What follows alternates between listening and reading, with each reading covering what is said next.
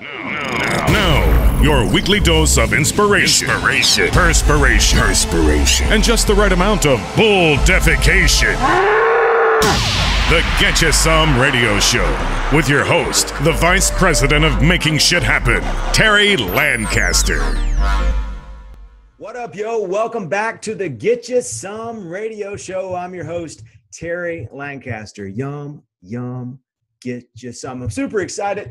Episode 11 of the Get You Some Radio Show. We are turning the corner. We are in double digits. If you have not subscribed yet, up there, terrylancaster.tv. Head over to terrylancaster.tv and click on the big red button just up above my head there, terrylancaster.tv. Click on the button to subscribe. Every week we're going to have a subscriber of the week, and the subscriber of the week will go home with a copy of my #1 bestseller, Better Self-Help for the Rest of Us. You can't win if you don't play, though. terrylancaster.tv. Head on over there.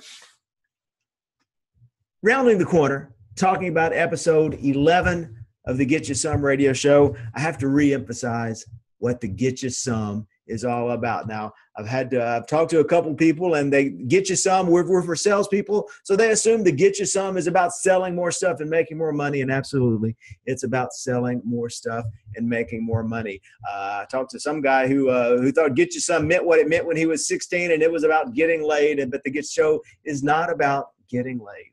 It is about getting some, but the sum is three things: health, happiness, and prosperity. And that's my mantra, my personal mantra, what I set out to do each and every day when I wake up, what I tell myself I'm going to do when I go to bed at night, every night, and close my eyes.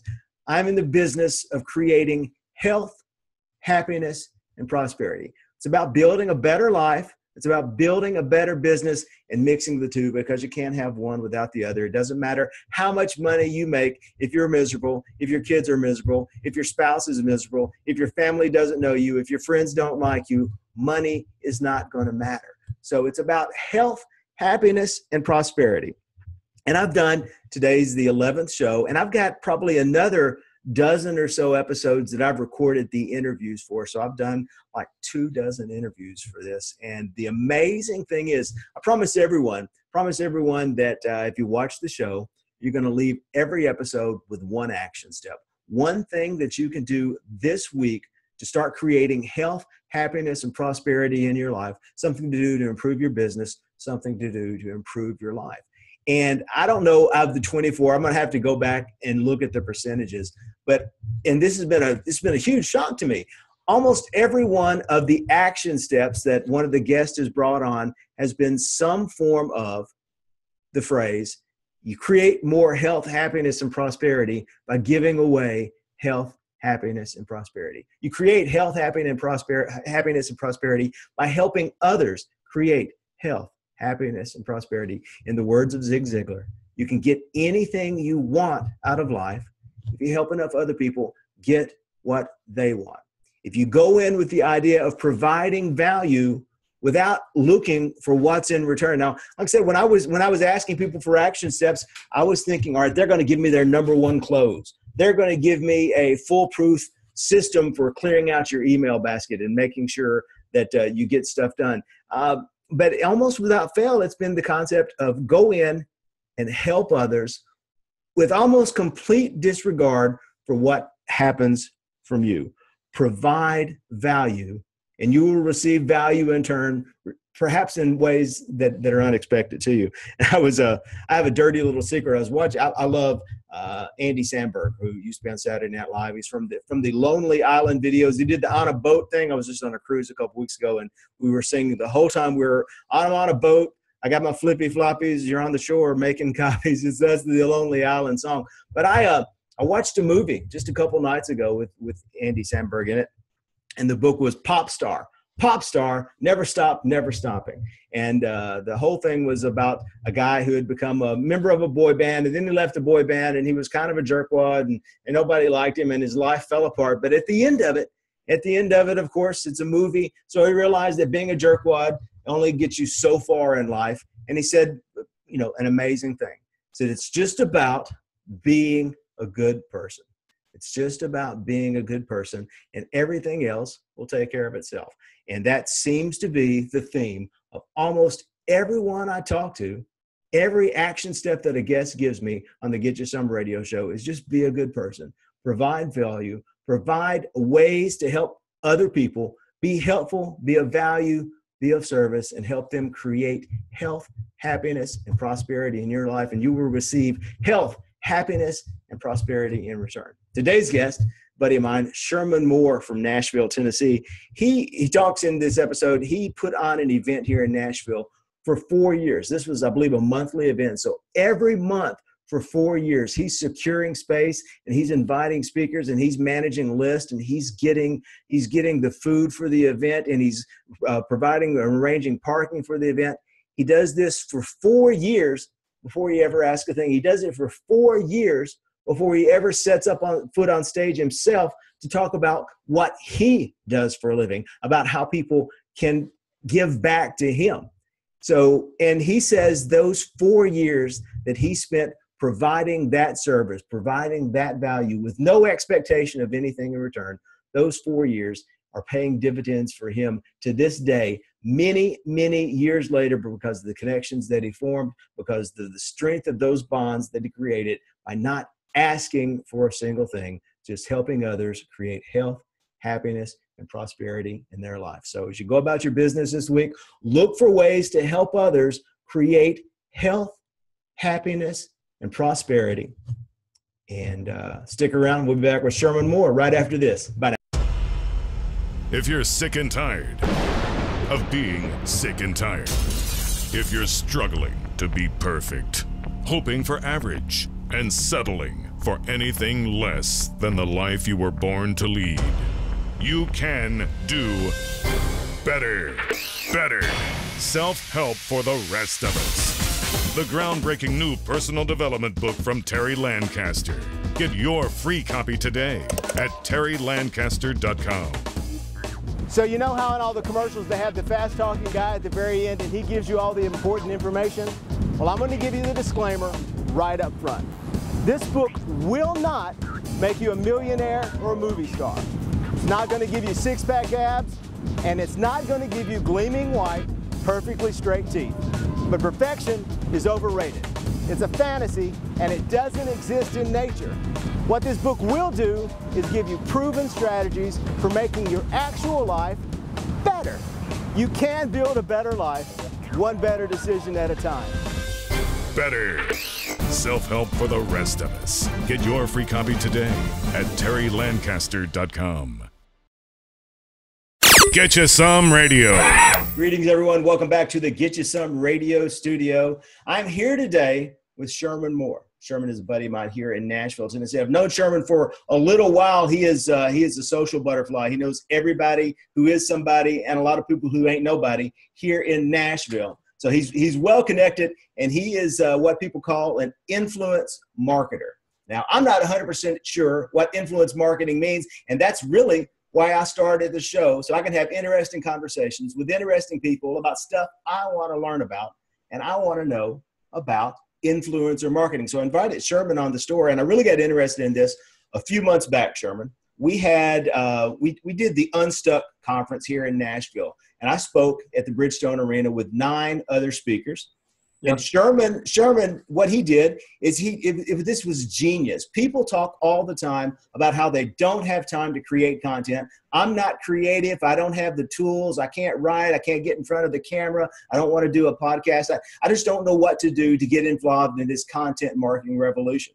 But what Sherman did is he sent a 5-question interview to all 10 of the speakers who were speaking at the Unstuck conference, got the interview back, did a couple of quick edits, and posted one every other day or something on LinkedIn leading up to the conference, just to get connected to those people and just to help spread the word. And I thought, my goodness, why doesn't everyone in the world do that? Sherman, how did you come up with that? And you've done 200 of those now, I think.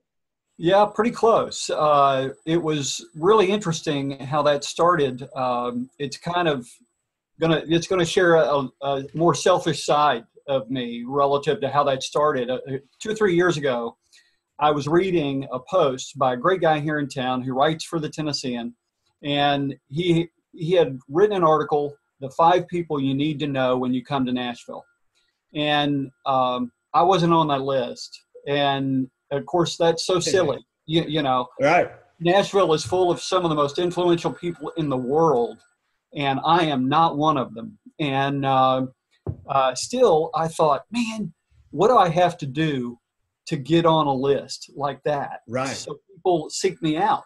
And obviously, the short answer is you have to add enough value that people seek you. You know, that's it in a nutshell. But I thought, you know, if there's anything better than being on a list, it'd be the person who writes the list, because they're the real seat of influence and power. And I started on LinkedIn a series of the top 5 this, the top 5 people who are X, the top 5 people who are that. And if you go to my LinkedIn profile, you'll see all those. And they were the top 5 solopreneurs, the top 5 female entrepreneurs, the top 5 this, that, or the other. And, you know, I discovered, and this is not really rocket science, I discovered that, first of all, those people were honored to be included on the list. Right. I didn't tell them they were going to be included on the list because I own the list. Right. And I would share what I shared. And before long, it was very clear I didn't have to do the heavy lift associated with sharing that content. Right. They were doing it on their own behalf. And their connections were doing it to lift them up.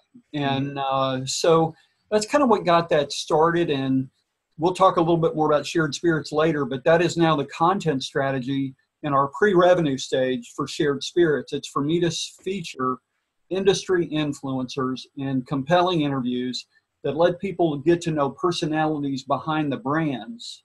Yeah. And I've got people now from all over the country being featured as spirits, wine, and beer industry influencers on our little blog and on our website, because they know they don't get a chance to talk about themselves very much. They're always talking about the brand. And Right.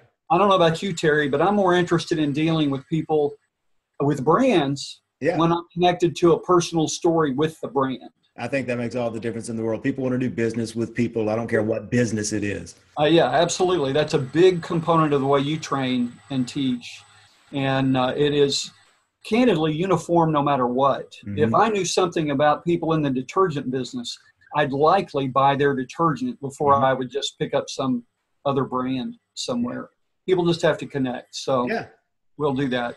You know, I had a similar story with your list. There was a list in the car business that came out about 4 or 5 years ago of the top 50 most influential people in the car business, and it was people who had a clout score above 50, I think. Yeah. And at the time, my clout score was 49, and I was like, dude, I got to get busy on this. I mean, all I had to do is doesn't it? It motivated me I just wanted to get up to 51 just so I could get on that list, and that really what cascaded me into this whole thing I've been doing over the last. The whole social thing. Yeah. So is that what influencer marketing is? So how does influencer marketing how is that different from just social media marketing or content marketing? That's a really great question. And let me give you a little background as to how I got into the social technology space to begin with. And I call it social technology. Some people call it social media, but I was working for a series of maybe 2 or 3 companies that didn't have substantial marketing budgets. Nothing new there, right? Yeah. And they were newer companies, smaller companies. And what I did have access to was space, meeting space, great classroom space, and decent connections. So I took over a meetup, an entrepreneur meetup in Middle Tennessee. And at the time I took it over, it had about 60 members in it. And this was some time ago. And I started hosting monthly meetings in that training space. And the secret to that whole success, that particular meetup has been transformed into something else. I gave it away a couple of years ago. I just didn't have time to focus on that group. But I did this 3 consecutive times with Meetup. I started a group and would host meetings. I would invite speakers like yourself, like anybody who was willing to come and speak and do a program for the group. And people began to be familiar with the fact that it was consistent, Mm-hmm. the content was worthwhile, Mm-hmm. it was free, and nobody was going to try to sell them anything. Right. I did that literally for 4 years, Terry, before I gave the first presentation. Really? 4 years. Yeah.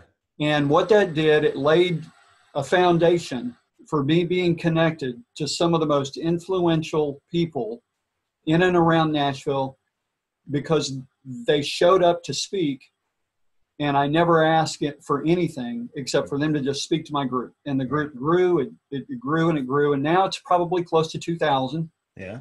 And another leader of that group runs it and provides the content. So I can tell you, Terry, every connection I have, every business I'm in, every client I serve, every partner I have is an outgrowth of social media online being converted to an offline activity. Mm-hmm. So I know you're Intermingling the two. intermingling the two. One without the other very seldom works. Mm-hmm. There are some people that are able to convert transactions, all online without ever having met the parties involved in the transaction. It's very rare. It happens in headhunting. It happens in recruitment.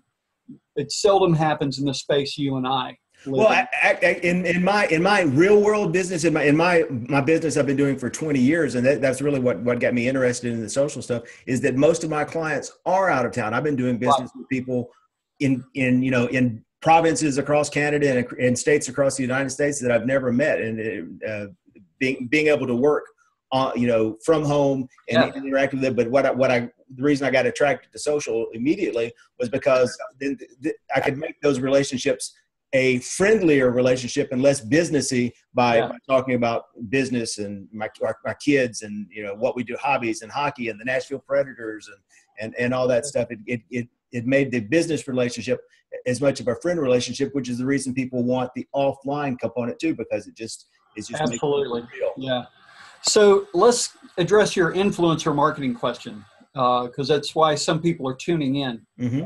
It obviously is a substantial buzzword. And I think what people need to do is in some degree relax, because we've been dealing with influencers our entire lives as professionals. And really, they used to be simply people you knew would advocate on your behalf because they were excited about your product or service. They'd experienced success with you and you couldn't shut them up. Yeah. So they're brand advocates, basically. So we've all been dealing with them forever and ever. What we've done is transitioned that influential customer in your database, or that influential prospect, into something that we can now leverage based on their online reach. Mm-hmm. So instead of a brand focusing on a target market, they focus with influencers on a target user. So it becomes really about an individual. And the best way to explain it is if people were to Google influencer marketing right now, they'd see about 2.5 million results. Mm-hmm. Unbelievable, given the fact it's only a term we've heard about for maybe 2 years. Right. And a lot of these results are driven by companies now that, if anybody online's ever done a Facebook ad buy or any type of LinkedIn ad buy or Twitter ad buy, or even placed an ad with a service like you did with auto dealers forever, basically you pick a market, you spend some money, you target that market in a fairly granular way, and then that message is broadcast out to whomever.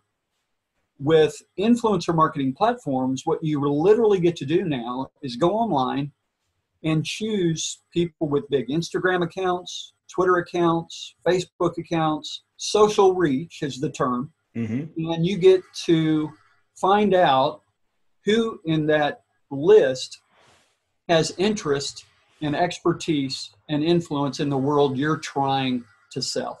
Right.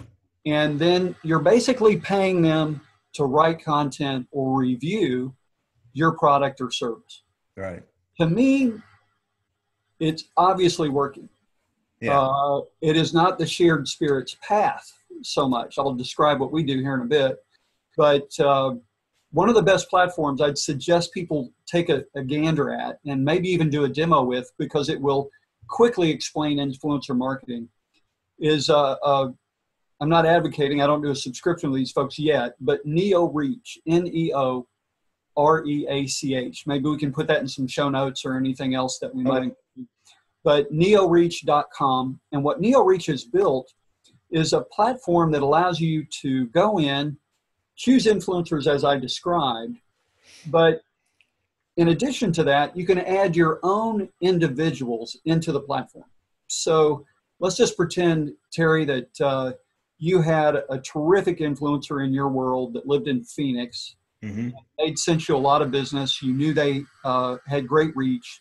You could literally add them to the platform, the software platform called NeoReach and others like it. Mm-hmm. And you could make your agreement with them, and whatever they did, the metrics would spin up into that platform so you could see what the results were of their post, of their sharing, of their writing. Anything you ask them to do that you could measure, the platform delivers measurement of that as well. Yeah. So with influencer marketing, you're literally measuring the activities of individuals and not large market segments. Yeah. So, the social reach thing, this is one of the things I tell people that, a lot of people, one, they get caught up in the numbers. How many Instagram followers do I have? How many Twitter followers do I have? And I tell you that the numbers aren't the most important thing, but they are a thing, because I noticed for me personally, when I hit the magic number of about 10,000 Twitter followers, my phone started ringing. Not my Twitter account. My phone started ringing because people say, "Oh, he's got 10,000 followers. Maybe we could get him to come do this. Maybe we can ask him to be involved in that." And it's just the numbers matter from the standpoint that that's when people kind of notice. Yeah. I hate it, but it's true. Yeah, it is. And that percentage of 10,000 features higher numbers of people that need to know what you do. Right. If you've cultivated the audience in the right way, right? Right. If you're building the right audience and you've got the engagement matters more. Right. So for the one-to-one part of it, the engagement and the interaction that you're doing with them matters. But from the outside looking in, we have a 20-second attention span in the world today, and people zoom by and they go, okay, here's a guy with this many followers. He must be kind of a big deal. Right. And you really have to determine what platform is most appropriate for your influencer reach. And I'm a big LinkedIn guy more than anything else right now. And that is where I'm finding the most significant set of influencers, that I can connect with and learn from and engage. Now, that's not the most significant source of influencers for Shared Spirits, oddly enough, because the spirits, wine, and beer business is not necessarily engaged in LinkedIn. Right. It's just not the case. So tell us about Shared Spirits and so what that is, and then where are you finding your influencers for that? The Shared Spirits is a mobile app that people will soon see launched, probably in the summer, early fall, perhaps. We're in an angel round right now, raising money, and we released an initial version last year. And what Shared Spirits allows people to do is buy, share, and redeem cocktails, wine, and beer from individual restaurants and bars all over the world, all via mobile. Mm-hmm. So if I knew I had a contact, a prospect, somebody I wanted to flirt with if I were single, or somebody I wanted to send a thank you to. My sister just got married. So if I wanted to send she and her new husband a cocktail for a restaurant down in Pensacola, and there was a bar in that system, our system, I could pick that bar, buy a cocktail, send it to them. They download the app, and the next time they're in the restaurant, they'd be able to redeem that drink. Yeah. So that's our business model in a nutshell. And it's like buying someone a drink from across the room, from across the world. Exactly. Yeah. Exactly. And basically ad driven, we compliantly convert dollars spent by spirits, wine, and beer brands into marketing dollars, and we convert those into drink credits. So if they give us $10 to market with, we convert that into a cocktail, and somebody gets a cocktail, and what we're targeting to reach the influencer. Let me explain what we do on the influencer side of things. We know how to find people who are influential in the spirits, wine, and beer world. We know how to find the bourbon people, the vodka people, the tequila people, the wine people. They kind of raise their hand and make themselves known wherever they are, Right. because they're passionate about what they do. Yeah. And what they love. So in Nashville, for instance, we'll start with 60, 80, maybe 100 people that are influential. It's not about their social reach, the numbers, as you mentioned. It's about who we know they know. Right. And so bartenders will be a significant mix of our influencers. In our model, influencers get drink credits to share with other people. So if I sent you 5 drink credits, Terry, you'd get to redeem 1, but you'd have to share 4. Right. You don't get to redeem them all on your own phone. You have to share 4. So there are 2 things we think we really know about influencers. And this isn't my research, it's other people's. Influencers, first of all, seek tools that help them become more influential. Okay. That's just human nature, right? And the second thing we know is that influencers, there's the social science law called homophily. Birds of a feather flock together. Okay. Say the name of the law again. Homophily. Okay. Homophily. Social science. Birds of a feather flock together. It really means if I were to send you, yes, like attracts like. If I were to send you something, just about anything, a drink or otherwise, and you and I aren't heavy drinkers, oddly enough. We hardly do any. And but if I were to send you something or give you something and ask you to share it, it's almost impossible for you not to share it with someone very much like you. Yeah. Because that's who you know. Yeah. And that's who you hang out with. Well, I at one point I was a heavy drinker, and we actually had a saying amongst my drinker friends that drinkers always find drinkers. And yes, So absolutely. that was the late night hockey crowd version of the homophily rules. No doubt. So it's interesting in our world, influencer marketing, and if there's anything I could say about what I'm sensing is happening in influencer marketing right now, I think the leveraging of people who have big Instagram, big social reach, big Twitter accounts, I think it's not extremely authentic. I'm seeing continually increasing stories around people that the brand's disappointed in because they did something stupid, right? Did something wrong. They obviously had no sense of social tact.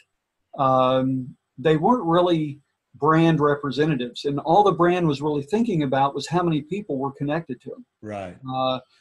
That is not a really judicious use of Instagram or social marketing or influencer marketing. And for us, I think influencer marketing really rests on experiences and personal experiences. And you want people to be advocates because they actually loved something that you shared with them. Yeah. So in our model, we'll be actually sharing what it is you experienced at a restaurant. Did you enjoy it? Did you like the service? Did you like the bottle that you received? Did you like the drink? Was the bartender cool? Were you made to feel welcome? Because when we share and experience something around something as personal as a dining or cocktail experience, generally there's more to it than just slamming down a drink. Right. Otherwise, we'd stay home. Yeah. So it's a social thing for sure. It's a social thing for sure. And for us, the message is not sharing drinks. It's really about sharing experiences. And we have to have the right mix of influencers. Now, in our case, influencers will be kind of gamified. If I send you 5 drinks and you have 4 to share, you'll know just enough about what to do with those drinks to know whether or not you qualify for another 5. Right. And because, you're pretty special when you're sharing with people. Yeah. When you get even a Starbucks gift card, you're really appreciative. Yeah. Of that. It never gets old. Yeah. Everyone wants to feel appreciated. And, exactly. Yeah. Exactly. No doubt about it. And what I would recommend, I think You know, you mentioned we wanted to leave somebody with some actionable stuff. Yeah, that's my next step. Talk to the audience who listen to the show, and most of these people are going to be solopreneurs and salespeople. A lot of auto salespeople, a lot of insurance agents, a lot of real estate agents. So someone who's not necessarily looking to represent a brand, but looking to connect with their tribe. How can influencer marketing? How can they implement that in their life? Well, the first thing I'd want them to do is to recognize that they do have influencers in their life. So take that for granted. They do have them. And their influencers don't have to have 4 million followers on a social network. Exactly. It's not about that. Yeah. What they need to first do is understand what problem they're solving. That may sound extremely basic, but a lot of solopreneurs I know haven't quite drilled down on what problem they're solving for somebody. And who they solve it for. And who they solve it for, exactly. And once they understand the problem they're solving and who they solve it for, they then need to build a bit of an audience around the fact that they can solve that problem, right? So many times they have to, you know, some of the best hairdressers I know made their entire business around giving free haircuts. Yeah. And they increasingly increased the price as their audience grew, as their time became more precious, because the market will let us increase price if our time becomes more valuable, right? So when I work with people, I ask them, what problem are you solving? Who are you solving it for? And then you build a buyer persona around who that person is. And that persona is very simply a list of features that individual is made up of. Mm-hmm. Are they 35 to 50?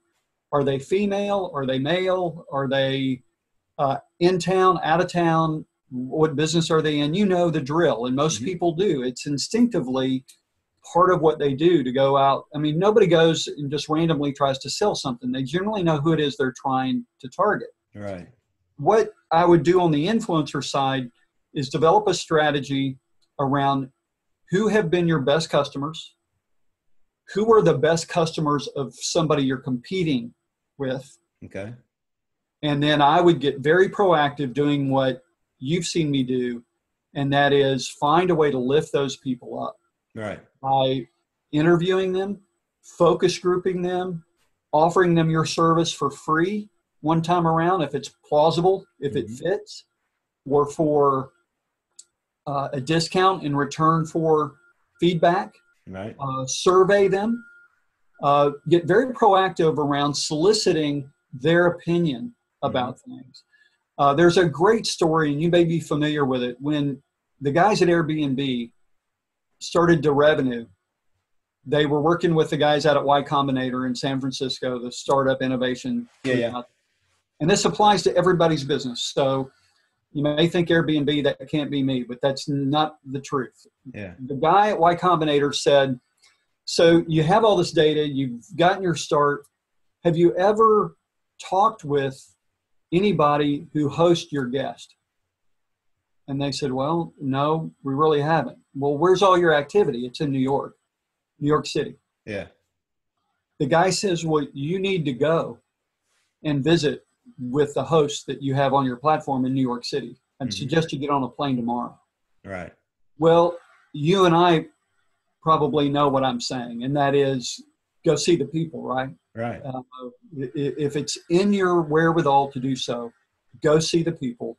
If you can't go see them, then pick up the phone and ask them, hey, what is it about what we delivered that you liked? What is it you didn't like?